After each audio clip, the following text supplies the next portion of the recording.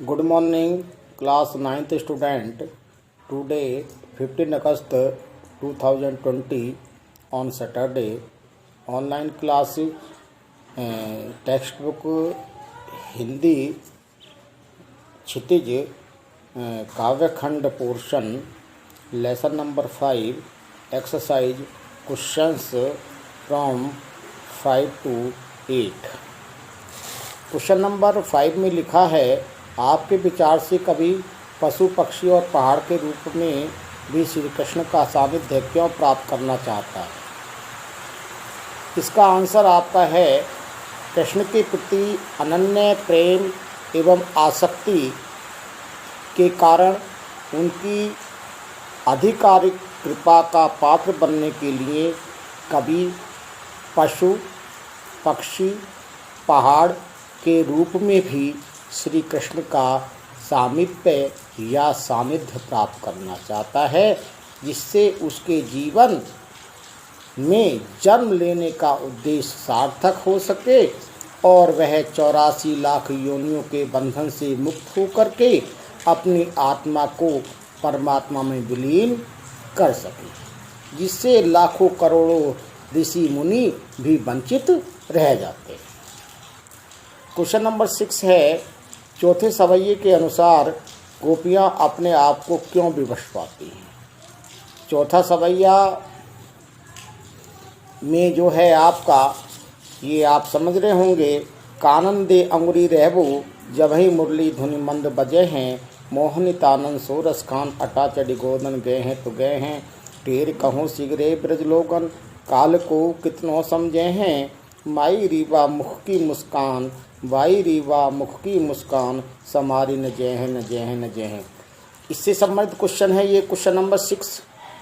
इसमें कृष्ण की वंशी का मधुर वादन, उनके द्वारा गाए जाने वाले गोधन से संबंधित गीत और उनकी मादक मुस्कान से उत्पन्न सहज आकर्षण के कारण गोपियाँ अपने को विवश पाती हैं। भगवान कृष्ण की जो मुख की मधुर मुस्कान है, उसे देख कर के गोपी अपने आप को स्वयं को रोक नहीं पाती। इसलिए उन्होंने चेतावनी दी है ब्रज के लोगों को। उन्होंने कहा है कि जैसे जैसे कृष्ण की मंद मंद बांसुरी की ध्वनि मेरे कानों में पड़ती है, मैं व्याकुल और व्यग्र हो जाती हूँ कृष्ण की उस धुन को सुनने के लिए, बांसुरी की उनके मुखड़े को देखने के लिए मैं व्यग्र हो जाती हूँ। परंतु इन सब बातों से मैं अपने को नियंत्रित कर सकती हूँ, परंतु उनके मुख की जो मुस्कान रूपी मुद्रा है, मैं उसे अपने आप में विलीन कर चुकी हूँ और उसके आगे मैं भी मजबूर हूँ और मेरा नियंत्रण उस समय समाप्त हो जाता है। क्वेश्चन नंबर 7, भाव स्पष्ट कीजिए। कौटिक एकल धोत के धाम करील के कुंजन बाबू। प्रस्तुत खंड कै में कवि ने बताया है कि करोड़ों जो स्वर्ण महल हैं, मैं उन करोड़ों स्वर्ण महलों को भी कृष्ण के जो करील के जो कीकर के वृक्ष हैं, जिन पर उन्होंने विभिन्न प्रकार की अपनी लीलाएं की हैं, अगर उन पर मेरा वास हो जाए तो मैं करोड़ों करोड़ों सोने के महलों का भी परित्याग करने के लिए लालायित हूँ। खंड कैकावाद में खै, माई रीवा मुख की मुस्कान समारी न जय है न जय है न जय है। ये आपका जो चौथा सवैया है, उसकी ये अंतिम पंक्ति है।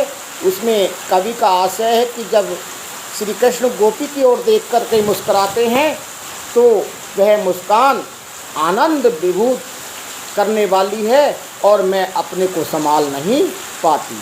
इसके बाद क्वेश्चन नंबर 8 है, कालिंदी कूल कदम की डारन में कौन सा अलंकार है। कालिंदी कूल कदम की डारन में अनुप्रास अलंकार है।